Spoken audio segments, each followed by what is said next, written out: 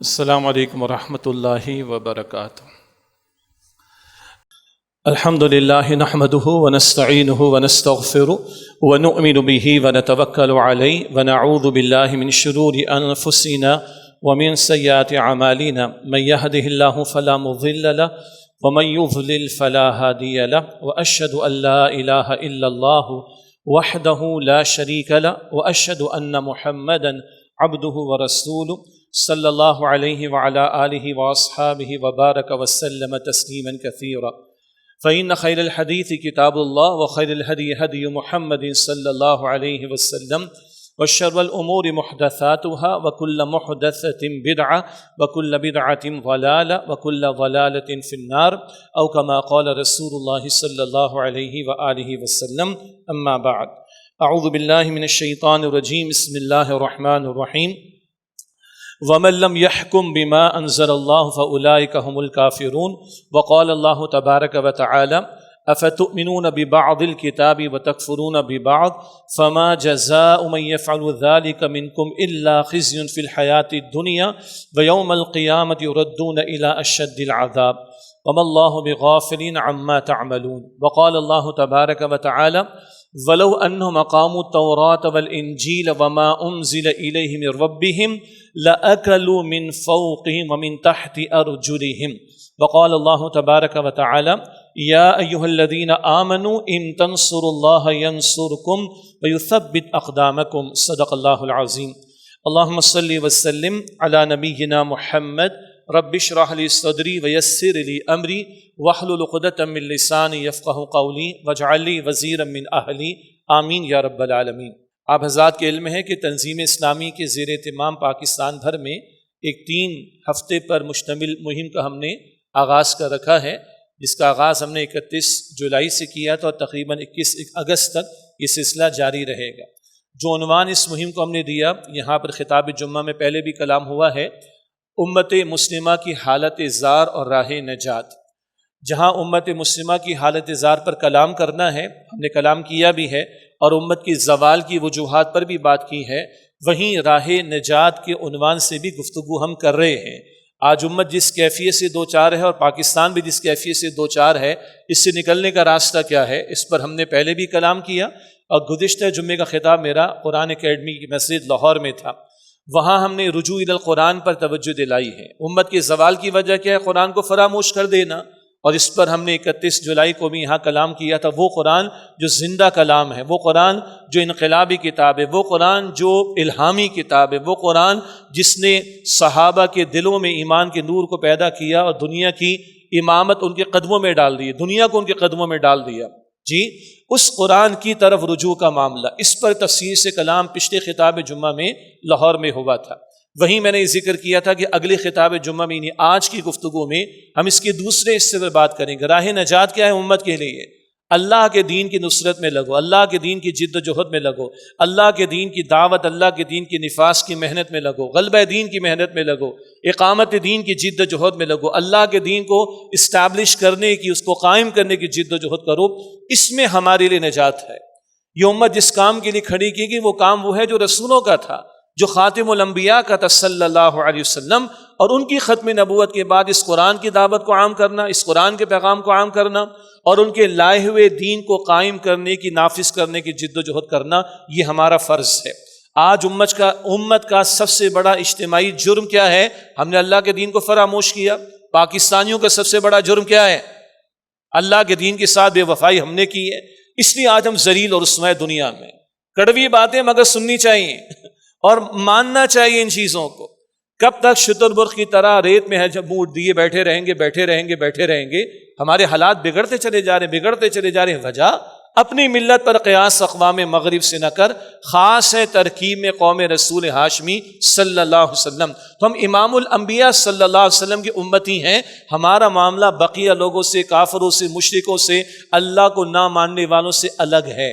ہمارا مسئلہ کیا ہے؟ اللہ کے دین کے ساتھ مخلص ہوں گے، اللہ تعالیٰ ہمارے ساتھ ہوگا، اللہ کے دین کے نفاذ کی جد و جہد کریں گے، اللہ کی مدد ہمارے شامل حال ہوگی، اور اس دنیا میں بھی اللہ ہمیں عروج عطا کرے گا۔ تو آج اصل موضوع کیا ہے؟ راہ نجات، رجوع الی القرآن۔ اس پر گزشتہ خطاب جمعہ میں میں نے عرض کیا کہ لاہور میں کلام ہوا تھا، اور آج ہم بات کریں گے اللہ کے دین کی نصرت، اللہ کے دین کے غلبے کی جد و جہد، اللہ کے دین کو قائم کرنے کی محنت۔ یہ ہمارا آج بنیادی موضوع ہے۔ اس موضوع کے تحت کچھ باتیں مجھے آپ کے سامنے رکھنی ہیں۔ پہلی بات بہرحال یہ ہے کہ اگر اس دین کو قائم نہ کیا جائے، اس کے قائم کرنے کی جد و جہد نہ کی جائے، امت دنیا کی محبت میں ڈوبے، اللہ کی کتاب کو پس پش ڈالے، اللہ کے دین کے ساتھ بے وفائی کرے، تو کیا نتیجے نکلیں گے؟ کیا وعیدیں ہیں، کیا ڈراوے ہیں جو اللہ تعالیٰ نے قرآن کریم میں بتائے، کچھ اس کا ذکر بھی آئے گا۔ اس کے برعکس پازیٹیو سائڈ کیا ہے، مثبت پہلو کیا ہے، امید کی بات کیا ہے؟ اگر امت واقعتاً اپنے مقصد کی طرف آئے، جس کام کے لیے اس امت کو کھڑا کیا گیا، جو انبیاء رسول کی ذمہ داری تھی، جو امام الانبیاء خاتم الانبیاء کی ذمہ داری تھی، اللہ کے دین کو قائم کرنے کی جد و جہد کرنا، اگر ہم اس کی طرف لوٹ آئیں، اسی میں راہ نجات ہے، تو پھر اللہ کا قرآن کیا بتاتا ہے؟ اللہ کے قرآن میں کیا کیا بشارتیں، اللہ کے قرآن میں کیا کیا موٹیویشن ہے، انسپریشن ہے، ترغیب ہے، تشویق ہے، اور کیا کیا اجر اس کا اللہ نے بتایا، کیا کیا فوائد اللہ نے بتائے۔ یہ پازیٹیو بات بھی ہمارے سامنے آ جائے گی۔ اس کے بعد اگلی بات جس کا میں نے ارادہ اور وعدہ کیا تھا پچھلے جمعے کے خطاب میں، کہ بعض لوگوں کا خیال ہے کہ یہ غلبہ دین کی جد و جہد، یہ نفاذ دین کی جد و جہد، یہ اقامت دین کی جد و جہد، یہ خواہ خواہ کی ایک مشقت ہے جو ہم پر تھوپی جا رہی، یہ خواہ خواہ کا ایک فرض ہے جو بیان کیا جا رہا ہے۔ بہت توجہ سے اس بات کو سنیے گا کہ بھئی علامہ اقبال کو خواب سوج گیا تھا، تو علامہ اقبال نے بڑی انقلابی باتیں کر دی، پتہ نہیں کہاں سے ان کو خواب سوج گیا۔ سروری زیبا فقط الذات بے ہمتا کو ہے، حکمراں ہے ایک وہی باقی بتانے حاضری۔ امت کو جھنجھوڑا اقبال نے، امت کو کھڑا کیا اقبال نے، امت کے لیے ایک علیحدہ خطہ زمین یعنی اس ہندوستان میں ہو تاکہ شریعت نافذ ہو، لیکن بعض لوگ کہتے ہیں اقبال کو پتہ نہیں کیا ہو گیا۔ اس صدی کے اندر پھر کہتے ہیں جناب پتہ نہیں مولانا مودودی کو کیا سوجی، حکومت الہی اللہ کی حکومت قائم ہونا چاہیے، پتہ نہیں کہاں سے لے کر آ گئے۔ یہ سید قطب شہید کو پتہ نہیں کیا ہو گیا مصر کے اندر، وہ بھی جذباتی ہو گئے، شہید بھی کر دیے گئے۔ پھر وہ یہ یوسف قرضاوی صاحب کو پتہ نہیں کیا ہو گیا عالم عرب میں، وہ بھی جذباتی ہو گئے، اقامت دین، غلبہ دین، نفاذ دین، تکبیر رب، اس کی باتیں کرنے لگے۔ یہ ڈاکٹر اسرار صاحب کو پتہ نہیں کیا ہو گیا، یہ خواہ خواہ کا فرض انہوں نے ہم پر تھوپ دیا۔ یہ باتیں چلتی ہیں ہمارے یہاں، سوشل میڈیا پر چلتی ہیں۔ کن کن لوگوں کی طرف سے؟ ایک تجدد پسند قسم کے لوگ ہیں، دین میں جدت پیدا کرنے والے، دین کا حلیہ بگاڑ دینے والے، دین کو اس کی اصل سے ہٹا دینے والے، وہاں سے بھی یہ باتیں چلتی ہیں۔ کچھ ہمارے مذہبی طبقات ہیں جنہوں نے دین کا تصور بڑا محدود کر کے رکھ دیا، اور اس محدود تصور کے ساتھ ان کے ہاں یہ میں پہلے بھی عرض کر چکا ہوں، اشارہ بالسبابہ، یہ انگلی کی حرکت کتنی کرنی ہے نماز کے اندر؟ جی رفع یدین جو ہے وہ ایک مرتبہ ہے یا 3 مرتبہ ہے یا بار بار ہے یا 2 سجدوں کے درمیان بھی ہے کہ نہیں؟ آمین زور سے کہ آہستہ ہے؟ اور آج اور نئے مسئلے بھی سوشل میڈیا پہ چل پڑے۔ میں ایک جملہ بھی کہوں گا تو مجھے پتا ہے میم بننی ہے اس پر، میں جن کو پتا ہے میم کسے کہتے ہیں، ٹھیک ہے؟ ایک جملہ بھی کہوں گا تو یہ پوری ٹرولنگ شروع ہو جائے گی۔ اس سے وہ جملہ میں نہیں کہہ رہا، اس سے کہ ٹائم ہے بابا اتنا فالتو کا نہیں ہے کہ فضول بحثوں کے اندر ہم پڑھیں، لیکن تصور دین جن کا محدود ہو گیا، وہ بھی نماز، روزہ، زکوٰۃ، چند عبادات اور چند اعمال تک اپنے آپ کو محدود سمجھ بیٹھے، وہ بھی کہتے ہیں پتہ نہیں کیا نئی باتیں کر رہے ہیں آپ لوگ، یہ کون سا نیا دین پیش کر رہے ہیں؟ یعنی اصل دین کو پیش کیے جانے کو آج کہا جا رہا ہے نیا دین پیش کیا جا رہا ہے۔ تو میں نے پچھلے خطاب جمعہ میں ارادہ کیا تھا اور وہاں وعدہ بھی کیا تھا کہ آئندہ جمعہ یعنی آج کے خطاب میں امت کے اسلاف کی عبارات آپ کو پڑھ کے سناؤں گا۔ پچھلی کئی صدیوں میں ہمارے اس امت کے فقہاء، مفسرین، متکلمین، انہوں نے کیا کہا ہے غلبہ دین کے بارے میں، نفاذ دین کے بارے میں، اقامت دین کے بارے میں، اللہ کے دین کے غلبے کے بارے میں، آئیے ان سے پوچھ لیتے ہیں۔ پھر آج کے مفسرین کے اقوال پیش کرنے کا موقع اس وقت میرے پاس نہیں ہوگا، لیکن ماضی کے ہمارے اسلاف کے چند اقوال میں آپ کے سامنے پیش کر دوں کہ کوئی نیا فلسفہ ہے جو ہم پیش کر رہے ہیں، غلبہ دین، اقامت دین، نفاذ دین۔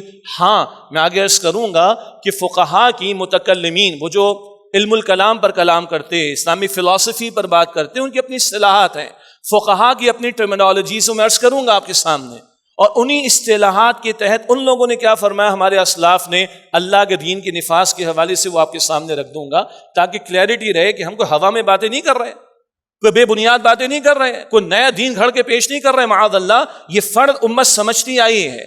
اگر آج امت میں بگاڑ پیدا ہو گیا، امت میں دوری پیدا ہو گئی، امت اپنے اصل سے ہٹ گئی، تو اس بگاڑ کی اصلاح کرنے کی ضرورت ہے، نہ کہ اصل دین کا انکار کرنے کی کوشش کی جائے۔ اور کچھ ہمارے مذہبی طبقات میں وہ لوگ بھی خلافت کی بات نہ کرو، بڑا مسئلہ ہو جائے گا۔ میں اگلے الفاظ بھی کوڈ نہیں کر رہا، مجھے پتا ہے کہ اس کے بعد میم بننی پتہ نہیں کیا کچھ ہوگا، اسی کے بعض چیزوں میں خامہ کا پڑھنے کا کوئی فائدہ نہیں ہوتا، لیکن یہ تصور بھی آ رہا ہے خلافت کا لفظ پتہ نہیں کاہے کو استعمال کر رہے ہیں۔ ایک وہ محترم ہے جو پاکستان سے باہر جا کے یو ایس میں بیٹھے ہوئے، وہ کہتے ہیں خلافت کا کوئی تصور ہی نہیں ہے اسلام میں، انا للہ و انا الیہ راجعون۔ اور آج ہمارے تجدد پسند دین کے اندر بگاڑ پیدا کرنے والے، نئی نئی چیزیں پیدا کرنے والے، وہ کہہ رہے خلافت کا کوئی تصور نہیں، اور یہاں بیٹھ کے کچھ مذہبی طبقات کہہ رہے خلافت پر بات نہ کرو، بڑا مسئلہ خراب ہو جائے گا، انا للہ و انا الیہ راجعون۔ پھر قرآن بند کر دیں، قرآن میں خلافت کی آیات بند کر دیں کیا؟ پڑھنا چھوڑ دیں، معاذ اللہ نکال دیں، کیا کریں؟ یہ ان پہلوؤں کو ذہن میں رکھیے۔ اس کے تناظر میں امت کے اسلاف کی آراء بھی اور چند اور باتیں بھی آپ کے سامنے رکھنی، اور اگر آخر میں وقت بچا تو 14 اگست کی بات کر لیں گے۔ منا تو رہے ہیں رات سے ہم لوگ، آج بھی منائی جائے گی، اگر کچھ وقت بچا تو اس منانے میں ہم بھی اپنا حصہ کچھ ڈالنا چاہیں گے اگر وقت نے اجازت دی۔ اب آئیے جناب، پہلی بات ہم جیسے کہ عرض کیا کہ تنظیم اسلامی کے زیر اہتمام ایک 3 ہفتے کی مہم چل رہی ہے، اس کے دوران میں امت کی حالت زار، امت کے زوال پر بھی ہم نے بات کی، راہ نجات کیا ہے، وے آؤٹ کیا ہے، مسائل کا حل کیا ہے۔ الہامی تعلیم کی نگاہ سے اگر دیکھیں، یہ بات بھی ہم کر چکے ہیں، ایک ہے ظاہر کی آنکھ سے دیکھنا، یہ بھی مادہ پرستی ہے، دجالی فتنہ ہے، جس کے تحت ظاہر کی چیزوں کی کیلکولیشن بھی دیکھا جائے، اور ایک ہے وحی کی تعلیم کی روشنی میں دیکھنا، الہامی تعلیم کی روشنی میں دیکھنا، قرآن کریم کی تعلیم کی عینک لگا کر دیکھنا۔ تو پھر جو تجزیہ سامنے آیا تو ہم نے پہلے رکھا آپ کے سامنے۔ راہ نجات میں ایک بات پچھلی مرتبہ رجوع القرآن کے تعلق سے تھی، آج ہم بات کریں گے اصل راہ نجات کے لیے ہمیں یعنی کیا کرنا ہے، اللہ کے دین کی نصرت، اللہ کے دین کے غلبے کی جد و جہد کرنا۔ اس پر پہلے چند باتیں، اگر اللہ کا دین نافذ نہ کیا جائے، یعنی اس کی جد و جہد نہ کی جائے، اس کی محنت نہ کی جائے، اس کی اسٹرگل نہ کی جائے، اللہ کے دین کے ساتھ ہم مخلص نہ ہو، سنسیئر نہ ہو، اللہ کے دین کو ہم پریفرنس نہ دیں، ترجیح نہ دیں، اور اللہ کے دین کے قائم کرنے کے اگر جد و جہد نہ کریں تو پھر کیا ہے؟ آئیے قرآن سے پوچھیں۔ قرآن کریم میں ہے سورۃ المائدہ کی 3 آیات، سورۃ المائدہ آیت نمبر 44، 45، 47، وَمَن لَّمْ يَحْكُم بِمَا أَنزَلَ اللَّهُ فَأُولَٰئِكَ هُمُ الْكَافِرُونَ وَمَن لَّمْ يَحْكُم بِمَا أَنزَلَ اللَّهُ فَأُولَٰئِكَ هُمُ الظَّالِمُونَ وَمَن لَّمْ يَحْكُم بِمَا أَنزَلَ اللَّهُ فَأُولَٰئِكَ هُمُ الْفَاسِقُونَ۔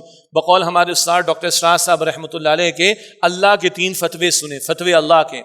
جو لوگ اللہ کے نازل کردہ کلام کے مطابق فیصلے نہیں کرتے، وہی تو کافر ہیں، وہی تو ظالم ہیں، وہی تو فاسق ہیں۔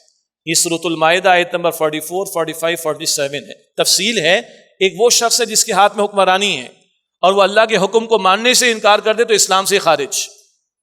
سن لیجئے گا اس بات کو، اللہ کے حکم کو ماننے سے انکار کرے یا کہے کہ شریعت تو نافذ کرنے کے لیے ہے ہی نہیں، اس کا انکار کرے، وہ تو اسلام سے خارج۔ دیکھیے کلمہ پڑھتا ہے، شریعت کو مانتا ہے، نافذ نہیں کرتا تو عملاً کافر ہے، ظالم ہے، فاسق ہے۔ پھر فقہاء نے اس کے درجات بھی معین کی، اس کی تفصیل میں جانے کا موقع نہیں۔ باٹم لائن کیا ہے؟ اللہ کا حکم صرف پڑھنے کے لیے نہیں آیا، صرف چھاپنے کے لیے نہیں آیا، صرف کورسز کرا دینے کے لیے نہیں آیا، صرف جمعے کے خطاب میں بیان کر دینے کے لیے نہیں آیا، صرف اسلامی نظریاتی کونسل کی فائلز میں کمپائل کر دینے کے لیے نہیں آیا، صرف کسی دارالفتاء کے دارالفتاء میں سبمٹ کر دینے کے لیے نہیں آیا، یا آج کے ڈیجیٹل دور میں کچھ ویب سائٹ پر فتاوی کو شائع کر دینے کے لیے نہیں آیا۔ دبئی کافی لوگ آپ میں سے گئے ہوں گے، ڈیوٹی فری شاپ میں سب سے زیادہ کیا بھرا ہوا ہے وہاں پر؟ شراب۔ اور دبئی کی مساجد میں جائیے، محکمہ اوقاف نے فتوے شائع کیے ہوئے ہیں، ان فتاوا میں لکھا ہوا ہے کہ شراب اسلام میں حرام ہے۔ تو یہ فتوے لکھنے کے لیے، شائع کرنے کے لیے، او بھائی اس کو نافذ کرو نا، شراب پر پابندی لگاؤ۔ نہیں، سب سے زیادہ شراب بیچ رہے، اور بھی بہت کچھ کر رہے، لیکن چھاپ بھی نہیں، ساتھ ساتھ محکمہ اوقاف ان کا چھاپ رہا ہے، ریلیجیس افیئر کا جو ان کا ڈپارٹمنٹ ہے وہ چھاپ رہا ہے کہ بھئی فتوے میں لکھا ہوا ہے قرآن کی آیات کے مطابق شراب حرام۔ کیا کہہ رہے ہو بھائی؟ لما تقولون ما لا تفعلون، کیوں وہ کہتے جو تم کرتے نہیں ہو؟ کبر مقتا عند اللہ ان تقولوا ما لا تفعلون، سورہ صف کی آیت نمبر 2 اور 3 ہے۔ کیوں وہ بات کہتے جو تم کرتے نہیں ہو؟ اللہ کو یہ بات انتہائی ناراض کر دینے والی ہے کہ تم وہ کہو جو تم نہیں کرتے۔ اور یہ یو اے کا یا دبئی کا مسئلہ نہیں، ہمارا مسئلہ بھی ہے پاکستان والوں کا۔ شراب کے پرمٹ ہمارے بھی بکتے ہیں وہ ہندوؤں کے نام پر، اور ہندو خود رو رہے ہیں، پیتے کون ہیں؟ مسلمان۔ سندھ اسمبلی میں جو ایک ہندو ممبر، ان سے میری بات بھی ہوئی، میں نے یہاں ذکر بھی آپ کو کیا تھا، وہ بھی کہہ رہا ہے بھائی ہمارے بھی منع ہے، ہمارے نام پر مسلمان پی رہے، کیوں تم پینے دے رہے ہو ان کو؟ تو قرآن کہہ رہا ہے اگر اللہ کے حکم کے مطابق فیصلے نہیں کر رہے تو یہی لوگ کافر ہیں، یہی لوگ ظالم ہیں، یہی لوگ فاسق ہیں۔ اسی طرح سورۃ المائدہ آیت نمبر 68، سورۃ المائدہ شریعت کے نفاذ پر بڑی اہم صورت ہے، بڑی زوردار انداز میں وہاں پر گفتگو ہے۔ سورہ مائدہ کی آیت نمبر 68 میں 68 میں فرمایا قل یا اہل الکتاب لستم علی شیء، اے نبی علیہ السلام فرما دیجئے اے اہل کتاب تمہاری کوئی حیثیت نہیں، حتیٰ تقیموا التوراۃ والانجیل وما انزل الیکم من ربکم، جب تک کہ تم تورات کے احکام کو قائم نہ کرو، انجیل کے احکام کو نافذ نہ کرو، اور وہ جو تم پر تمہارے رب کی طرف سے نازل کیا گیا، تم لاکھ اللہ کے چہیتے ہونے کے دعوے کرتے رہو۔ سورہ مائدہ کی شروع میں ہے کہ وہ کہتے تھے یہود و نصارہ نحن ابناء اللہ وحباہ، ہم تو اللہ کے بیٹوں کی طرح، ہم تو اللہ کے چہیتے ہیں۔ آج اللہ کے چہیتے ہونے کا دعویٰ کسے ہے جی؟ ہمیں۔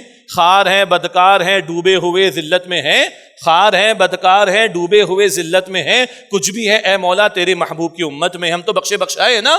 آج ہمیں یہ زعم ہے، آج ہمیں یہ دھوکہ پڑ گیا ہے، آج ہم اس وشفل تھنکنگ میں مبتلا ہو گئے جس میں کبھی یہود و نصارہ تھے، کہتے تھے ہم اللہ کے بیٹوں کی طرح، اللہ کے چہیتوں کی طرح ہیں۔ اللہ فرما رہا ہے سورہ مائدہ آیت نمبر 68 میں تمہاری کوئی حیثیت نہیں اللہ کے نگاہوں میں، حتیٰ تقیموا التوراۃ والانجیل وما انزل الیکم من ربکم، جب تک کہ تم تورات اور انجیل اس کے احکام کو نافذ نہ کرو اور جو کچھ تم پر تمہارے رب کی طرف سے نازل کیا گیا جب تک اس کو اسٹیبلش نہ کرو، قائم نہ کرو، اللہ کے نگاہ میں تمہاری کوئی حیثیت نہیں۔ قرآن کہہ رہے، پڑھیں بھائی اور سنیں، یہی قرآن بتاتا ہے سورۃ البقرہ کی آیت نمبر 85 میں، پہلے بھی آیتیں بار بار پیش کی گئی ہیں، آج موضوع دوبارہ پیش کی جائیں گی۔ قرآن تو بار بار پڑھا جانے والا کلام ہے نا، فجر میں قرآن، ظہر میں قرآن، عصر میں قرآن، مغرب میں قرآن، عشاء میں قرآن۔ یہ تو میڈیا والوں کا مسئلہ ہے، ڈرامے چلانے والوں کا مسئلہ ہے، فلمیں چلانے والوں کا مسئلہ ہے کہ دوبارہ ریپیٹ نہیں کریں گے، وہ ڈرامے بازی ہے نا، وہ ڈرامے بازی ان کو مبارک۔ ہم تو قرآن کے ماننے والے، قرآن کہتے ہیں یہ ذکر ہے، الذکر ہے، تذکرہ ہے، یاد دہانی، ایڈمونیشن ہے۔ تو ہر نماز میں قرآن ہے، صدیوں سے قرآن ہے، فجر میں، ظہر میں، عصر میں، مغرب میں، عشاء میں قرآن، بار بار بیان کرنے والا کلام۔ اب دیکھیے کتنی ریلیونٹ آیت ہے، کیوں ذلیل آج ہم، کیوں رسوا آج ہم دنیا میں، اللہ کا کلام بتا رہا ہے۔ سورۃ البقرہ آیت نمبر 85، سورۃ البقرہ کی آیت نمبر 85 میں فرمایا افتؤمنون ببعض الکتاب وتکفرون ببعض، کیا تم کتاب کا ایک حصہ مانتے ہو ایک حصہ نہیں مانتے؟ پیچھے پس منظر یہود کا بھی ہے، ان کی بھی حرکت یہی تھی، ایک حکم مانا ایک حکم کو چھوڑ دیا، تفصیل کا موقع نہیں، پس منظر شان نزول موجود ہے۔ حاصل اس آیت کا کیا ہے؟ البقرہ کی آیت 85، افتؤمنون ببعض الکتاب وتکفرون ببعض، تم اللہ کے کلام کا، کتاب کا ایک حصہ مانتے ہو ایک حصہ نہیں مانتے، کچھ احکام پر عمل کرتے ہو کچھ احکام پر عمل نہیں کرتے، یہ تقسیم تم نے اللہ کی کتاب میں کر دی، یہ پک اینڈ چوز تم نے اللہ کی کتاب میں کر لیا، یہ ڈویژن تم نے اللہ کی کتاب میں کر دی، تو چھوڑو یہ کچھ عمل کرنا قبول ہو دور کی بات، یہ پارشل اوبیڈینس، جزوی طور پر اطاعت تم اللہ کی کتاب کے احکامات کی کرو، یہ جزوی بات، یہ قابل قبول ہونا تو دور کی بات ہے، سزا اس کی سوا کیا ہے؟ فما جزاء من يفعل ذلك منكم الا خزي في الحیات الدنیا، اس کی سزا اس کی سوا کیا ہے کہ دنیا میں ذلت اور رسوائی ہو، ویوم القیامت يردون الى اشد العذاب، اور قیامت کے دن ایسے لوگوں کو شدید عذاب میں لوٹایا جائے، وما اللہ بغافل عما تعملون، اور تم جو کچھ کر رہے ہو اللہ اس سے بے خبر نہیں۔ اللہ اکبر کبیرہ، اللہ کے کتاب کے حصے بکھرے کرو، نماز جمعے کی ادا کر لی، اس کے بعد تم نے سمجھا کہ دین کے تقاضے پورے ہو گئے، نہیں نمازیں 5 فرض ہیں، اچھا نمازیں ادا کر کے تم نے سمجھا کہ دین پورا ہو گیا، نہ نماز سے آگے بھی احکام ہیں، عبادات کے بھی، معاملات کے بھی، اخلاقیات کے بھی، خوشی غمی کے بھی، کاروبار کے بھی، عدالت کے بھی، ریاست کے بھی، سیاست کے بھی، معیشت کے بھی، ان سب میں اللہ کے احکامات پر عمل کرنا ہے۔ اسی البقرہ آیت نمبر 208 میں تقاضا ہے ادخلوا فی السلم کافہ، اسلام میں پورے کے پورے داخل ہو جاؤ۔ لیکن یہ البقرہ کی 85 آیت نمبر کیا بتا رہی؟ کچھ مانو کچھ نہ مانو، کچھ پر عمل کرو کچھ پر عمل نہ کرو، اس کی سزا اس کے سوا کیا ہے کہ دنیا میں ذلت اور رسوائی، اور قیامت کے دن ایسے لوگوں کو شدید عذاب میں لوٹایا جائے۔ بھائی کڑوی باتیں تو ہیں مگر یہ اللہ کا کلام ہے، اور آج ہم لوگ بڑے میٹھے میٹھے سننے کے عادی ہو گئے، قوم بھی بڑی کول رہنے کو تیار ہو گئی، اور یہ باتیں بیان نہیں ہوتی، مجھے معلوم ہے کڑوی لگتی ہیں، نہ سیٹلائٹ چینلز پر ہے نہ سوشل میڈیا پر ہے، وہاں تو ہمیں جنت کے ٹکٹ مل رہے ہیں نا، پتہ ہے نا آپ کو، سستے ٹکٹ مل رہے ہیں ڈائریکٹ، بالکل without any visa passport immigration, سیدھے جنت میں۔ تو کس نے سننا ان چیزوں کو پھر؟ But this is the word of اللہ، یہ اللہ کا کلام ہے بھائی، پڑھو، خدا کے بندو پڑھو اس کو۔ یہ میں نے آپ کو ذرا سخت پہلو بتایا، اللہ کے احکام کو نافذ نہ کرو کفر ہے، یہ ظلم ہے، یہ فسق ہے۔ اللہ کے احکام کو نافذ نہ کر تمہاری کوئی حیثیت اللہ کی نگاہوں میں نہیں. پہلے اہل کتاب کو کہا، اب تورات اور انجیل پر تو عمل نہیں ہوگا نا، اب تو قرآن پر عمل ہوگا. تو اب یہ ہمارے لیے اگر ہم قرآن کے احکام کے نفاذ کی محنت نہیں کرتے، اللہ کی نگاہوں میں کوئی حیثیت نہیں. اور اللہ کی کتاب کے حصے بکھرے کر دو، تقسیم کر دو، ڈویژن کر دو، پارشلی تم اللہ کو فالو کرو، اس کے احکام کو مانو. یہ جزوی طور پر ماننا، پارشلی ماننا، یہ تو دور کی بات ہے کہ قبول ہو. اس کی سزا ہے دنیا میں ذلت اور رسوائی، اور قیامت کے دن شدید عذاب. یہ ہے قرآن. اور اللہ کی دونوں شانیں قرآن میں ساتھ ساتھ آتی ہیں. دونوں باتیں میں آپ کے سامنے رکھ رہا ہوں انشاءاللہ. اللہ کا خوف بھی رہے اور اللہ کی رحمت کی امید بھی. اب یہ خوف کا پہلو ہے، اور اللہ کہتے ہیں دونوں باتیں ساتھ ساتھ چلیں گی. سورہ ہجر آیت نمبر 49-50، سورہ ہجر کی آیت نمبر 49 اور 50. نبی عبادی انی انا الغفور الرحیم، اے میرے نبی صلی اللہ علیہ وسلم میرے بندوں کو خبر دے دیجئے، بتا دیجئے میں بہت غفور، بڑا رحیم ہوں، بڑا بخشنے والا، بڑا رحم فرمانے والا ہوں. یہ امید کا پہلو ہے. لیکن آگے الحجر آیت نمبر 50، وَأَنَّ عَذَابِ هُوَ الْعَذَابُ الْأَلِيمُ، اور بے شک میرا عذاب بھی بڑا دردناک عذاب ہے. دونوں باتیں سامنے رہیں.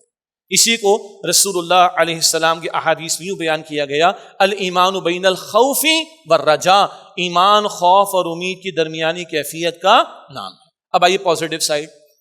اگر احساس ہمیں ہو جائے، ہمارے حکمرانوں کو ہو جائے، ہمارے سیاستدانوں کو ہو جائے، امت کے حکمرانوں کو ہو جائے، اور ہم اللہ کے دین کے نفاذ کی طرف شروع تو کر دیں، پیش قدمی، محنت تو شروع کر دیں، پھر اللہ تھامے گا میں انشاءاللہ. اگر یہ جذبہ پیدا ہو جائے، آج 14 اگست ہے، وقت ہوا تو آخر میں عرض کروں گا، مطلب کس بات کی چھٹیاں مناتے ہیں ہم لوگ، کیا منا رہے ہم؟ چلیں آخر میں اگر کچھ کر رہے ہیں تو بھائی سبق کو تازہ کر لو. کاہے کو پاکستان لیا تھا ہم نے؟ کیوں بنایا تھا پاکستان؟ کیوں لیا تھا پاکستان؟ کیوں ہمارے باپ دادا نے قربانیاں دی تھی؟ کس کام کے لیے دی تھی؟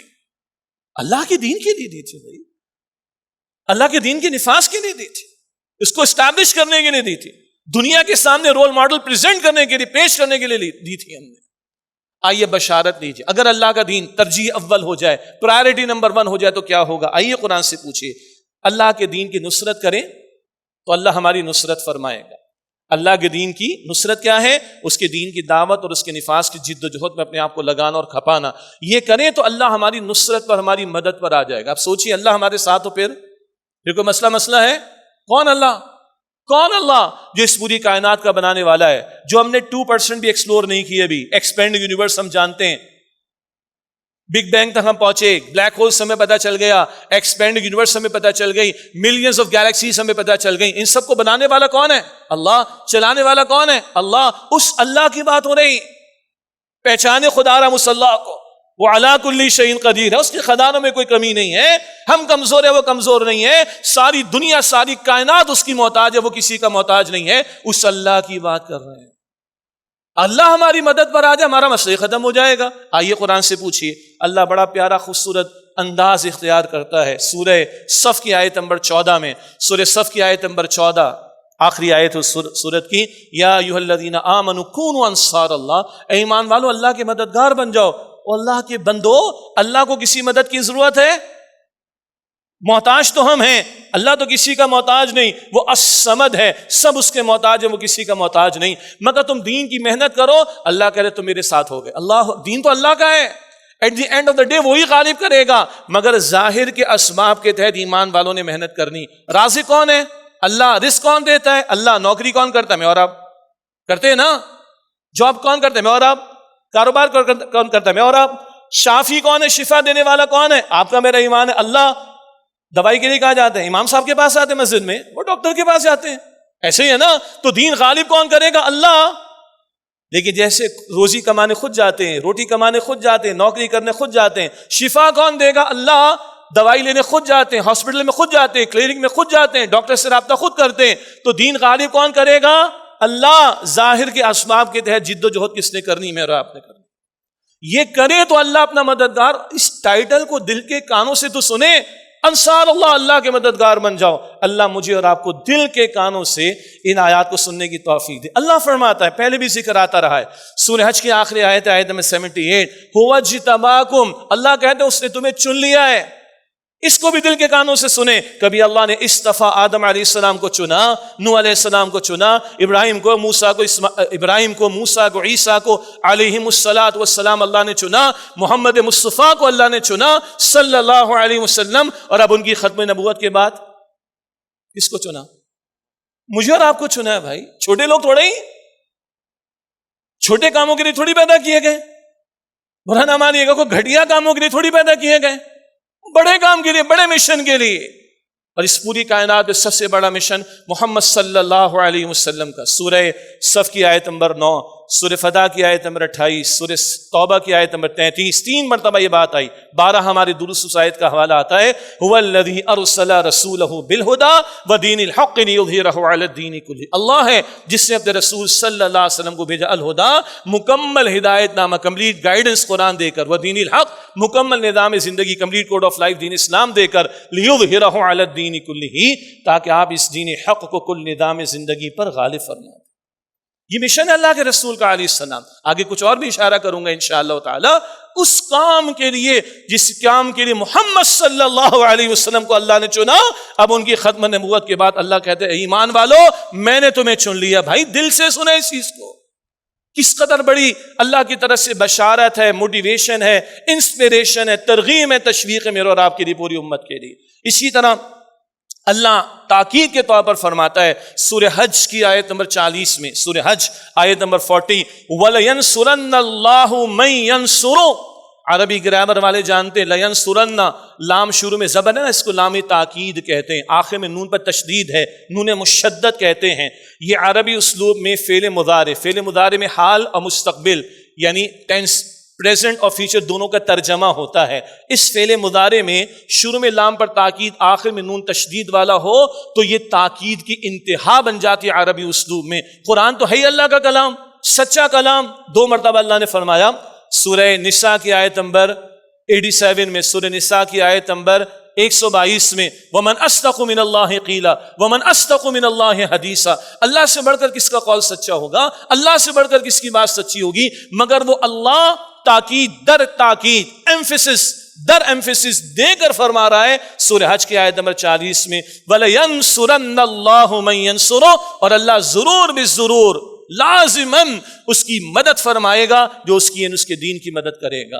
آج ہم تو محتاج ہیں سارے کے سارے، مشکلات میں گھرے ہوئے، قرض ہمارے ملک کا انتہا پر پہنچا ہوا ہے. 43% ہمارے بجٹ کا سود میں جا رہا ہے، اور ماہرین اور ایکسپرٹس کہہ رہے ہیں اگر یہی دھندا چلتا رہا اگلے چند سالوں کے بعد ہمارے بجٹ کا 90% حصہ سود پر لگے گا. بربادی بربادی، محتاج در محتاج ہیں، آپ پھنسے ہوئے ہیں. اللہ کے لیے کوئی مشکل نہیں. وہ کہہ رہے میرے دین کی مدد کی طرف آؤ، میرے دین کی نصرت کی طرف آؤ، تو تاکید در تاکید کے اسلوب میں وہ فرماتا ہے وَلَيَنْصُرَنَّ اللَّهُ مَن يَنْصُرُهُ، اللہ ضرور اس کی مدد فرمائے گا جو اس کے دین کی نصرت کرے گا. اور اللہ فرماتا سبحانہ وتعالی سورہ محمد کی آیت نمبر 7، بار ہم اس کو پیش کرتے ہیں، سورہ محمد صلی اللہ علیہ وسلم. اس سورت کا نام سورۃ القتال بھی، ہاں قتال، اللہ کی راہ میں جنگ. سورہ محمد کی آیت نمبر 7 میں فرمایا یا ایھا الذین آمنوا ان تنصروا اللہ ینصرکم، اے ایمان والو اگر تم اللہ کی نصرت پر آؤ گے، اس کے دین کی مدد پر آؤ گے، ینصرکم، اللہ تمہاری مدد فرمائے گا، تمہاری نصرت پر آ جائے گا. ویثبت اقدامکم، اور اللہ تمہارے قدموں کو مضبوطی عطا کر دے گا. اب ہمارے معاشرے تو تباہ ہو رہے ہیں، ہماری معیشت کا بیڑا غرق ہو چکا، ہماری سیاست کا ستیہ ناش ہو چکا، ہمارے عدالت نظام کا بیڑا غرق ہو چکا. ہمارے ہاں لاشوں کے لاشیں، ایک تو ریسنٹ کیس چل رہا ہے نا ایک نوجوان کا، میں نے اس سے پہلے بھی آپ کے سامنے رکھا کہ 3 دن لاش زنا کرنے کے بعد، ریپ کرنے کے بعد اس بچے کی 3ری منزل سے لاش کو پھینکا ہے نیچے. یہ ظلم ہمارے یہاں ہو رہا ہے. معاشرت کا بیڑا غرق ہے، تعلیمی نظام کے اندر بیڑا غرق ہے، سیاست میں بیڑا غرق ہے، بالکل پھنسے ہوئے. اللہ کہتا ہے نہ، میرے لیے کوئی مشکل نہیں. وَيُثَبِّتْ أَقْدَامَكُمْ، اللہ تمہارے قدموں کو مضبوطی عطا کر دے گا. مسئلہ ہے کہ اللہ کی بات کا یقین ہے ہمیں، اللہ کی بات کا یقین ہے. یہ مولوی کی بات نہیں ہے، یہ ملاحوں کی بات نہیں ہے بھائی، اللہ کی بات ہے. عام ہمارا بندہ ساتھی کہتا ہے عام لوگوں سے مولوی کی باتیں ہیں. قرآن پڑھ لو نا بھائی، کھولو نا قرآن. This is the word of Allah. I'm just translating the word of Allah subhanahu wa ta'ala. Nothing else. ان تنصروا اللہ ینصرکم، اگر تم اللہ کے دین کی نصرت پر آؤ گے اللہ تمہاری نصرت فرمائے گا. وَيُثَبِّتْ أَقْدَامَكُمْ، اور تمہارے قدموں کو اللہ مضبوطی عطا کر دے گا. اور اللہ فرماتا ہے اور بشارت کا پہلو، گڈ نیوز کا پہلو، قرآن کریم میں سورہ آل عمران آیت نمبر 160، سورہ آل عمران کی آیت نمبر 160 میں فرمایا کہ ان ینصرکم اللہ فلا غالب لکم، اگر اللہ تمہاری مدد پر آ جائے کوئی تم پر غالب نہیں آ سکتا. اگین یہ پھر اللہ کے الفاظ ہیں، اگر اللہ تمہاری مدد پر آ جائے کوئی تم پر غالب نہیں آ سکتا. کیسے مدد ملے گی اللہ کی؟ اس کے دین کی مدد کرو، وہی نصرت دین، اللہ کے دین کے غلبے کی جد و جہد. وَإِن يَخْذُلْكُمْ فَمَنْ ذَا الَّذِي يَنصُرُكُم مِّن بَعْدِهِ، اسی سورہ آل عمران آیت 160 کے اگلے الفاظ. اور اگر اللہ اپنی مدد کا ہاتھ تم پر سے ہٹا دے، بتاؤ کون ہے اس کے بعد جو تمہاری مدد کرے گا؟ کون مدد کرے گا ہماری؟ نہ کہیں جہاں میں اما ملی، جو اما ملی تو کہاں ملی، میرے جرم خانہ خراب کو تیرے عفو بندہ نواز، اور کہیں ہے ہی نہیں پناہ. اگر اللہ تمہاری مدد پر آ جائے کوئی تم پر غالب نہیں آ سکتا، اور اگر اللہ اپنی مدد کا ہاتھ تم پر سے ہٹا دے، بتاؤ کون ہے جس کے بعد تمہاری مدد کرے گا؟ اور اللہ فرماتا ہے سورۃ المائدہ میں جہاں ڈراوے تھے سورہ مائدہ تمہاری کوئی حیثیت نہیں، وہاں بشارت بھی ہے. دونوں باتیں ہیں. المائدہ آیت نمبر 66، سورۃ المائدہ آیت نمبر 66، وَلَوْ أَنَّهُمْ أَقَامُوا التَّوْرَاةَ وَالْإِنْجِيلَ وَمَا أُنزِلَ إِلَيْهِمْ مِن رَّبِّهِمْ لَأَكَلُوا مِن فَوْقِهِمْ وَمِن تَحْتِ أَرْجُلِهِمْ، اگر وہ تورات اور انجیل کو اور جو کچھ ان پر اللہ کی طرف سے نازل کیا گیا اس کو قائم کرتے، یعنی احکام کو نافذ کرتے، لَأَكَلُوا مِن فَوْقِهِمْ، اپنے اوپر سے بھی کھاتے، وَمِن تَحْتِ أَرْجُلِهِمْ، اپنے نیچے سے بھی کھاتے. اللہ آسمان سے بھی برکت عطا فرما دیتا، رحمتیں دے دیتا، اللہ زمین سے بھی خزانوں کو کھول دیتا. اللہ کے لیے کچھ مشکل نہیں. بڑا پیارا ایک جملہ ہے، بہت پرانا ہے، بڑا قیمتی ہے. کہا کہ پتھر کا زمانہ اس لیے ختم نہیں ہو گیا کہ پتھر ختم ہو گئے. پتھر کا زمانہ اس لیے ختم نہیں ہو گیا کہ پتھر ختم ہو گئے، اللہ نے بہت کچھ اور دے دیا. آج ہم باہر دو پتھروں کو رگڑ کے آگ جلاتے ہیں، پہلے کیسے جلتی تھی؟ ایسے ہی جلتی تھی. پتھر ختم ہو گئے کیا؟ اللہ نے بہت کچھ دے دیا. توانائی کی نئی نئی شکلیں دے دی اللہ نے. اللہ اکبر کبیرہ. اللہ کے لیے مشکل ہے؟ اللہ اکبر. اللہ کے رسول نے فرمایا صلی اللہ علیہ وسلم، اللہ فرماتا ہے حدیث قدسی، پہلے بھی اس کا مطالعہ لاہور میں کر چکے ہیں، چھپ بھی چکا ہے وہ، یا عبادی یا عبادی یا عبادی، 10 مرتبہ اللہ حدیث قدسی میں فرماتا ہے میرے بندو ہے میرے بندو ہے میرے بندو. اللہ فرماتے ہیں میرے بندو تمہارے اول سے لے کے آخر تک، شروع سے آخر تک میں اور آپ شمار بھی نہیں کر سکتے، انکاؤنٹیبل، تمام انسان تمام جنات سارے کے سارے ایک بالکل صاف ستھرے یعنی چٹیل میدان میں کھڑے ہو جائیں، سب مجھ سے مانگیں. کیا کیا مانگیں گے؟ میں گاڑیوں کے نام لوں گا تو تھوڑا عجیب لگے گا آپ کو، ہاں میں ہاؤسنگ اسکیمز کے نام لوں گا تو آپ کو عجیب. سوچ لیں آپ جو مانگ سکتے ہیں. سارے کے سارے انسان اول سے آخر تک، تمام انسان تمام جنات، سب کے سب ایک چٹیل میدان میں کھڑے ہوں. اللہ فرماتا ہے حدیث قدسی مسلم شریف کی روایت، اور سب مجھ سے مانگیں اور میں سب کو ان کے مانگنے کے مطابق سب کچھ بھی دے دوں، سب کچھ بھی عطا کر دوں، میرے خزانے میں کوئی کمی واقع نہیں ہو. امیجن کر سکتے؟ امیجن ہی نہیں کر سکتے. کتنے ارب ہوں گے، کتنے خراب، وی ڈونٹ نو. انسان جنات سارے کے سارے سب کچھ اپنی خواہشات رکھ دیں اللہ کے سامنے، اور اللہ فرماتا ہے میں سب کو سب کچھ بھی عطا کر دوں، میرے خزانوں میں کوئی کمی واقع نہیں ہوگی. ہاں اتنی سی بات، سمندر یہ پیچھے ہے، ہم ڈی ایچ اے فیز 6 میں بیٹھے ہوئے کراچی میں، سمندر میں ایک انگلی ڈالے، سمندر دا اوشن، سمندر میں انگلی ڈالے اور دیکھیں کتنا پانی لگ کر آئے. بس یہ ایک سوئی ڈالے، بلکہ انفیکٹ ایک سوئی سمندر میں ڈالے اور دیکھیں کتنا پانی وہ بھی چلا جائے گا واپس. اتنی سی بات ہوگی. For Allah no issue is an issue. ہمارے لیے ایشوز ہے، اللہ کے لیے کوئی ایشو نہیں. آج ہمارا سب سے بڑا مسئلہ ہے کہ اللہ کی ذات پر یقین نہیں. بتوں سے تجھ کو امید ہے، خدا سے نو امیدی. مجھے بتا تو صحیح اور کافری کیا ہے. اب آئیے اگلا حصہ کہ یہ اللہ کے دین کے غلبے کی جد و جہد فرض ہے. ہم تو فرض مانتے ہیں اسی کو فرض مان کر اجتماعیت میں تنظیم اسلامی میں آئے. اللہ کو جواب دینا ہے میرے دین کے ساتھ تم نے کیا کیا. میرے پیغمبر کا تو لہو بہا طائف میں، احد کے میدان میں تم کیا لے کر آئے ہو، تم کیا دے کر آئے ہو میرے دین کے لیے. اللہ نے پوچھنا، ہم تو فرض مانتے ہیں. مگر جیسے کہ میں نے عرض کیا، بہت سے لوگ کہتے ہیں جناب یہ خواہ خواہ کی آپ کی ایکسیجریشن ہے، جذباتی ہو گئے. ڈاکٹر اسرار صاحب، اقبال کو پتہ نہیں کیا سوجی، اور مولانا مودودی کو پتہ نہیں کیا ہو گیا، اور یوسف قرضاوی کو پتہ نہیں کیا ہو گیا، اور سید قطب شہید کو نہ جانے کیا ہو گیا. خواہ خواہ جذباتی لوگ ہیں آپ لوگ، کہاں سی چیزیں لے کر آ گئے. آئیے ہم بتاتے ہیں آپ کو، عرض کرتے ہیں. آیات تو ہم پیش کرتے ہی ہیں. آج ان آیات میں سے کسی آیت کا حوالہ اب نہیں دے رہا میں، ایک آیت کا حوالہ کسی مفسر کے حوالے کے طور پر دے دوں گا.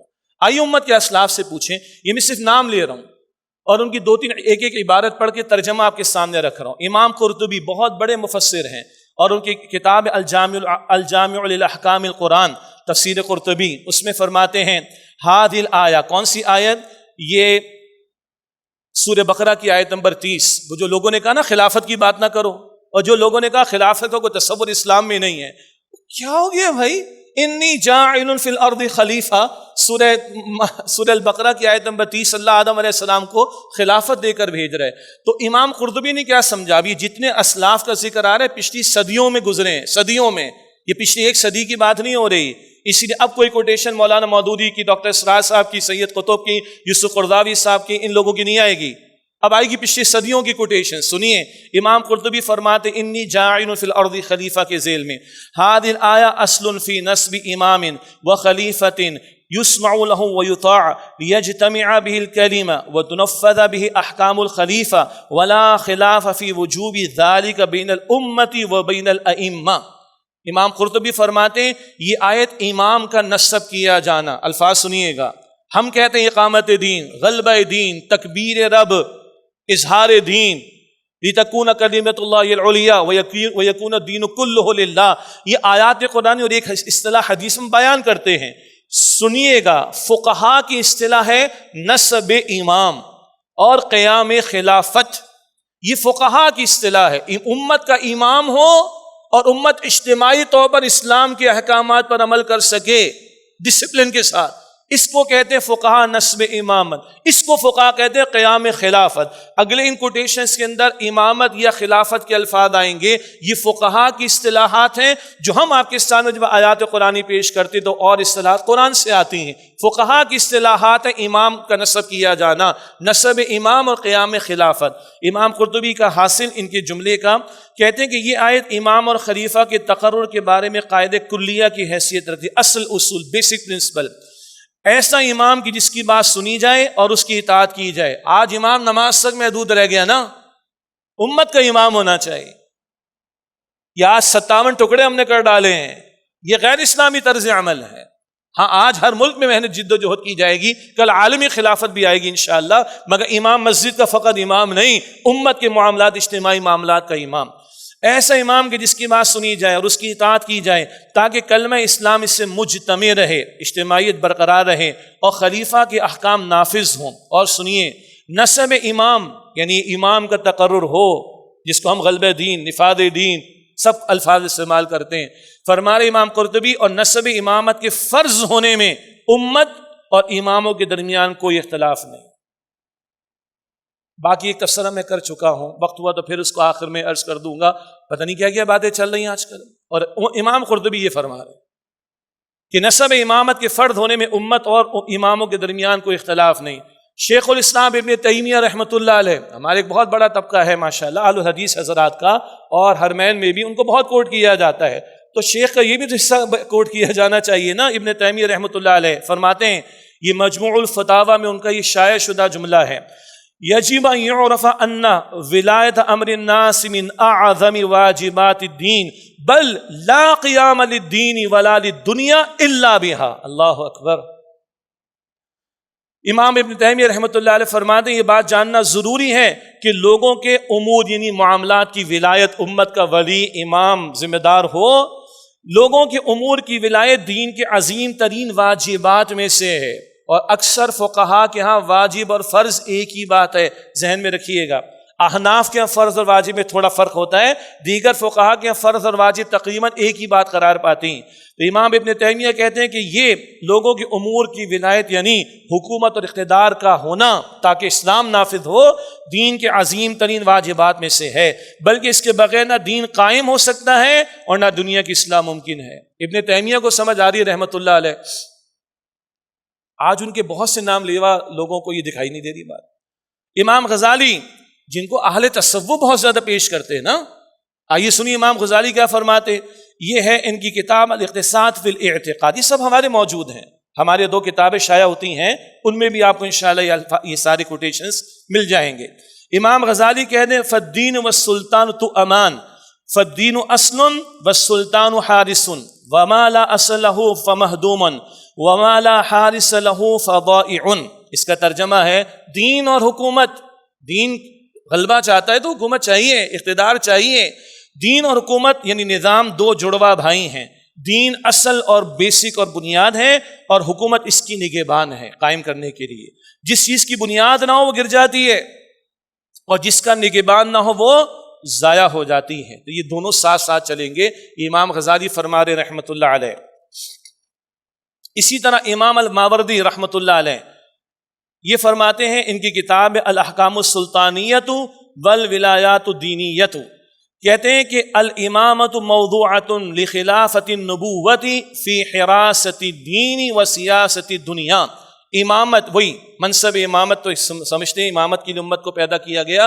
امت کا امام ہونا، وہی غلبہ دین ہونا، وہی نفاذ دین ہونا، وہی اقامت دین ہونا، وہی اجتماعی معاملات میں اللہ کا دین غالب ہونا. لکھتے ہیں کہ امامت یعنی دین کا نظام قائم ہونا نبوت کا قائم مقام و جانشین ہے. کیوں؟ اللہ کا رسول دین پڑھا کر نہیں گئے، سکھا کر نہیں گئے، قائم اور نافذ کر کے گئے. تو امام ماوردی کو سمجھ آ رہی ہے، فرما رہے رحمۃ اللہ علیہ یہ امام کا نسب ہونا یہ نبوت کا قائم مقام اور جانشین ہے، تاکہ اس کے ذریعے دین کی حفاظت اور دنیا کی سیاست اور تدبیر کی جا سکے، یعنی انتظامات چلائے جا سکے. ابن خلدون کا مقدمہ، ابن خلدون بڑا معروف ہے، اسی کا حوالہ ہے. فرماتے ہیں الخلافۃ یہ حمل الکافۃ علی مقتضى النظر الشرعی فی مصالحہم الاخرویہ والدنیویہ الراجعۃ الیہا. کہتے ہیں امام علامہ ابن خلدون کہ خلافت اور اقامت دین کا مقصد تمام لوگوں کو شرعی احکام کے مطابق چلانا ہے، تاکہ ان کی دنیا کی اصلاح ہو اور آخرت کی فلاح ممکن ہو سکے. امام رازی، ان کی بعض آراء سے اختلاف امت میں پایا جاتا ہے، مگر ان کو بڑی عزت کے ساتھ پیش کیا جاتا ہے مفسرین کے ہاں. امام رازی جو چور کے ہاتھ کاٹنے والی آیت ہے نا، اس کے ذیل میں لکھتے ہیں، سورہ مائدہ کی آیت نمبر 38 میں لکھتے ہیں امام رازی رحمۃ اللہ علیہ احتجل المتکلمون بهذه الآیۃ فی انہ یجب علی الامۃ ان ینصبوا لانفسہم اماما معینا. کہتے ہیں کہ متکلمین، اسلامی علم کلام پر جن لوگوں نے کلام کیا، گفتگو کی، امام رازی فرماتے کہ اس آیت کی روح سے اجماع ہے ان کا کہ امت پر فرض ہے کہ وہ اپنے لیے ایک امام مقرر کریں. ورنہ چور کے ہاتھ میں کاٹوں گا، آپ کاٹیں گے؟ میں کسی چور کے کاٹوں گا، اس کا بھائی میرے ہاتھ کاٹے گا، پھر بتائیے کیسے سلسلہ ختم ہوگا؟ تو کہتے ہیں کہ امام ایک نظام ہوگا جس کے تحت ان احکامات پر عمل کیا جائے گا. شاہ ولی اللہ رحمۃ اللہ علیہ ماضی قریب میں گزرے، وہ فرماتے ہیں کہ خدا تعالیٰ نے، ان کی کتاب ہے ازالۃ الخفا عن خلافۃ الخلفاء، ان کی کتاب معروف ہے، اس کے حوالے بھی موجود ہیں. امام شاہ ولی اللہ رحمۃ اللہ علیہ فرماتے ہیں خدا تعالیٰ نے جہاد کو، قضا کو فیصلے شریعت کے مطابق ہو. آج فیصلے میں نے شاید یہاں بھی کہا اور جمعے میں لاہور میں بھی کہا ہے، ہمارے ججز کے لیے ڈوب مرنے کا مقام ہے. شریعت کے واضح احکامات کے خلاف فیصلے کر رہے ہیں، بالکل واضح احکامات کے خلاف. کم عمر کی شادی نہیں ہو سکتی، 18 سے کم کی شادی نہیں ہو سکتی. 18 سے کم کا ہماری اسمبلی نے بل پاس کر دیا جناب کہ جو ہے وہ اسلام قبول کرے گا تو 18 سے کم والے کا ہم قبول نہیں کریں گے. تو سیدنا علی کو کیا کہو گے رضی اللہ تعالیٰ عنہ، 12 برس. اب عائشہ کا نکاح ہوا، کیا کہو گے کم عمری کا؟ اسی دو ہی مثالیں کافی ہیں. یہ فیصلے کس نے دیے ہیں؟ ہماری اسمبلیوں میں بل پاس ہوئے، ہمارے ججز نے فیصلے دیے. ڈوب مرنے کا مقام ہے ان کے لیے. تو قضا شریعت کے مطابق فیصلے اجتماعی معاملات میں بھی ہوں. شاہ ولی اللہ فرما رہے خدا تعالیٰ نے جہاد کو، قضا کو، جسٹس یا عدلیہ جوڈیشری، علوم دینیہ کے زندہ رکھنے کو، ارکان اسلام کے قائم کرنے کو، اسلامی ممالک سے کفار کو دور کرنے کو فرض قرار دیا ہے. اور تمام امور یعنی امام مقرر کیے بغیر، تمام امور خلیفہ کے مقرر کیے بغیر صورت پذیر نہیں ہو سکتے. امت کا ایک اجتماعی نظم ہوگا جس کو ہم غلبہ دین، نفاذ دین، اقامت دین کہہ رہے ہیں. فقہا امام اور قیام خلافت کہتے ہیں. کہتے ہیں یہ سارے کام ہو ہی نہیں سکتے اس کے بغیر کہ امت کا ایک امام ہو اور امت کا سسٹم ہو. مولانا مودودی نے لکھا، ایک حوالہ میں دے رہا ہوں. قرآن کہتا ہے کہ جناب چور کو سزا دینی ہے، قاتل کو سزا دینی ہے، تم کافروں کے ججز کے پاس جا کے سزا نافذ کروائیں گے؟ ان کے ساتھ رہ کر یہ کام کروائیں گے؟ ہاں، کافروں کے زیر تحت رہ کر ان کی پولیس یہ کام کرے گی؟ کیا ہو گیا ہے بھائی؟ بس یہ کوٹیشن میں اسی مولانا مودودی کی رکھ دی، باقی ساری امت کے اسلاف کی باتیں آ رہی ہیں. اب وہ جو لوگ باہر بیٹھ کے باتیں کر رہے ہیں، ادھر بیٹھ کے بات کر رہے ہیں، ذرا 2-4 باتیں میں ان کے لیے عرض کر دوں. ریاست کا مذہب سے کوئی تعلق نہیں. اس پر مفتی تقی عثمانی صاحب نے مفتی منیب الرحمان صاحب نے ماضی میں بہت عمدہ آرٹیکلس لکھے، وہ اب بھی اویلیبل ہیں. اس میں ریاست کا تو مذہب سے کوئی تعلق نہیں ہے. حضرت کیا ہو گیا ہے؟ آپ مسلمانوں کو پڑھاتے ہو سورہ شورا کی آیت نمبر 38 وَأَمْرُهُمْ شُورَىٰ بَيْنَهُمْ، مسلمانوں کے مشورے سے جو ہے وہ نظام قائم ہونا چاہیے. ایک طرف آپ کہتے ہو قرآن کی آیت سورہ الشورا آیت نمبر 38 بھائی جو حکمران بن جائے ان کی بات ماننی پڑے گی، بھائی مشورے سے حکمران بن جائے ان کی ماننی پڑے گی. جب آپ کہتے ہو کہ ریاست کے مذہب سے کوئی تعلق نہیں ہے تو آپ سورہ شورا کی آیت 38 کوٹ کیوں کر رہے ہو اجتماعی معاملات میں؟ ایک طرف آپ کہتے ہو ریاست کا مذہب سے تعلق نہیں ہے اور دوسری طرف آپ کہتے ہو کہ مذہبی عبادت گاہوں کو، مساجد کو اور اماموں کو اور نصاب کو کنٹرول کرو، تو یہ کچھ اور مسئلہ ان حضرات کا. اور جو یہاں بیٹھ کے کہہ رہے ہیں جناب وہ خلافت کی بات نہ کرو، تو امام قرطبی کو کہاں لے کے جائیں گے؟ شاہ ولی اللہ کو کہاں لے کے جائیں گے؟ اور آپ حضرات کے لیے میں گزارش کر دوں، میرے لیے میرے استاد محترم ہے ڈاکٹر اسرار صاحب، میرے لیے مولانا مودودی محترم ہے رحمۃ اللہ علیہ، میرے لیے سید قطب شہید رحمۃ اللہ علیہ محترم ہے، میرے لیے علامہ اقبال محترم ہے، مگر آج میں نے آپ کے سامنے کن کو کوٹ کیا ہے؟ یہ کوئی جذباتیت میں ہم فرضیت اقامت دین پیش کر رہے ہیں؟ یہ ہم نے کوئی جذباتیت میں آ کے بات کی؟ امت نے تسلیم کیا ہے اس چیز کو. اور بہت سمپل سی آخری دو باتیں. ایک لاجیکل بات، چور کے ہاتھ کاٹنے ہیں، زانی کو سزا دینی، قاتل کو سزا دینی، کون دے گا؟ یہ احکام کیسے نافذ کریں گے؟ اور اسی کو فقہا نے اصول کے طور پر بیان کیا، بڑا پیارا اصول ہے، المقدمۃ الواجب واجبۃ، کسی فرض اور واجب کو ادا کرنے سے پہلے اگر کوئی شرط ہے، پری کنڈیشن، وہ بھی فرض ہوتی. نماز فرض ہے نا، بغیر وضو کے نماز ادا کر سکتے ہیں؟ تو نماز سے پہلے وضو کرنا کیا ہے؟ فرض ہے. دوبارہ نماز فرض ہے، بغیر وضو ادا نہیں ہو سکتی، تو نماز سے پہلے وضو کرنا کیا ہے؟ فرض ہے. زکوٰۃ وصول کرنی ہے، فیصلے کرنے شریعت کے مطابق، چور کو، ڈاکو کو، قاتل کو سزا دینی ہے، عدل کے مطابق فیصلے کرنے ہیں. یہ میں اور آپ گھر میں بیٹھ کے کر سکتے ہیں؟ نہیں. ان فیصلوں پر عمل نہیں ہو سکتا جب تک کہ امامت یعنی منصب امامت پر کوئی نہ، یعنی کوئی نصب امام نہ ہو، قیام خلافت نہ ہو. تو ان احکام پر عمل کرنے کی فرائض ہیں، ان احکام پر عمل کرنے کے لیے قیام خلافت ضروری ہے، وہ بھی فرض ہے. سمپل سی بات. سب سے بڑی دلیل، قرآن کس پر نازل ہوا؟ محمد صلی اللہ علیہ وسلم پر. صرف نمازیں پڑھی انہوں نے؟ صرف زکوٰۃ کے احکام سکھائے؟ صرف روزہ اور حج کی تعلیم دی؟ صرف عمرے کی قربانی کی تعلیم دی؟ رسول اللہ علیہ السلام نے کیا کچھ نہیں کیا؟ پیٹ پر پتھر بھی باندھے، شیب ابی طالب کی قید بھی برداشت کی، بھوک اور فاقے بھی برداشت کیے، اپنا لہو کائنات کا قیمتی ترین خون اللہ کے نام میں پیش کیا، طائف کی گلیوں میں، احد کے میدان میں اپنے صحابہ کی لاشیں دیکھے. ان سے بڑھ کر قرآن کی سمجھ کس کو آئے؟ اور اقبال نے ساری باتیں کرنے کے بعد جواب شکوہ میں کیا کہا ہے؟ کہ محمد سے وفا تو نے تو ہم تیرے ہیں، یہ جہاں چیز ہے کیا لوح و قلم تیرے ہیں صلی اللہ علیہ وسلم. تو آج ہمارا مسئلہ یہ کہ ہم اللہ کے دین سے دور ہیں، اللہ کا دین ایز اے ہول نافذ نہیں، اور یہی پاکستانیوں کا مسئلہ ہے. باجے ہم بجائیں گے، بجا رہے ہیں، سڑکیں ہم بلاک کریں گے، کر رہے ہیں، آتش بازی ریاستی ادارے کریں، ڈوب مرنے کا مقام ان کے لیے، یہ ڈوب مرنے کا مقام ہے، بغیرتی کی بات ہے. اس قوم کو ہم نے قرض کے دلدل میں پھنسا رکھا ہے، اور اس قوم کے ٹیکسز کے اوپر لاکھوں کروڑ کی آتش بازی ہم کر رہے ہیں. ڈوب مرنے کا مقام. چھٹی کس بات کی چھٹی؟ کس بات کی چھٹی؟ لانگ ویکینڈ کی چھٹی؟ وہ جناب فلائٹیں مہنگی ہوئی پڑی ہوئی، سب کو پتا ہے. کیا کر رہے ہیں ہم 14 اگست منا کے؟ 14% ڈسکاؤنٹ، فرام 14% to 47، ایسے ہی ہے نا؟ Discount on what? آئیے جناب شاپنگ کیجیے، آئیے جناب کھائیے پیجیے، آئیے جناب یہ کیجیے اور وہ کیجیے. واٹ نانسنس دس از. اس نے پاکستان ہم نے لیا تھا، اور خدا کے بندوں کو بٹھا کے 15 منٹ بٹھا کے سمجھا دو بات کو.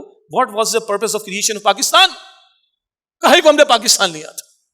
آج ہم مست ہیں ان چکروں کے اندر، مست ہیں ان چکروں کے اندر، اور آج ہمارے بچے قتل ہوتے ہیں، بچیاں قتل ہوتی ہیں، کوئی پوچھنے والا ان کو نہیں. آج قوم کو سود کے دندل میں دھکیل دیا گیا، کوئی پوچھنے والا نہیں. آج ایک طرف ہیفس کا طبقہ جن کی عیاشیاں ختم نہیں ہو رہی ہیں، اور دوسری طرف خودکشیاں جو بڑھتی چلی جا رہی ہیں. اور ان حالات میں ہم یہ اس طرح کی ساری چیزیں، کس بات کی چھٹی بھائی؟ کس بات کی یہ منا رہے ہیں ہم؟ آزادی کس چیز کی آزادی؟ اللہ کے حکم سے آزادی. ملک سے محبت ہے. میرے باپ دادا ہجرت کر کے آئے تھے، واپس کبھی نہیں گئے ہندوستان. ہم نہیں گئے کبھی ہندوستان. ہمارا جینا مرنا ادھر ہے. کاہے کو آئے تھے ہمارے باپ دادا ہندوستان سے؟ یہاں پر کس لیے آئے تھے؟ عیاشیاں کرنے کو، سود کا دھندا چلانے کو، بے حیائی کا طوفان مچانے کو. بھارت میں کم ہے کیا؟ ہم مذاق کر رہے اپنی شہداء کے لاشوں سے، آج مذاق کر رہے اپنے بزرگوں کی قربانیوں کے ساتھ. امت کا مسئلہ ہو، ہمارا مسئلہ ہو پاکستان کا، وہ ایک سجدہ جسے تو گراں سمجھتا ہے. 1000 سجدوں سے دیتا ہے آدمی کو نجات۔ بھائی یہی ہم راہ نجات بتا رہے ہیں، اللہ کے دین کی طرف لوٹو۔ کوئی فرقہ واریت مسلک پرستی کی بات ہم نہیں کرتے، کوئی نوٹ اور ووٹ اور کوئی دنیا کے پرکس اور بینیفٹس کا آپ سے مطالبہ نہیں کرتے۔ اللہ یہ دین ہم سب کو اللہ نے دیا ہے اور ہم سب امتی ہیں، ہم سب کو اس میں اپنا کام حصہ ڈالنا ہے۔ یہی تنظیم اسلامی کی دعوت ہے۔ وآخر دعوانا ان الحمد للہ رب العالمین۔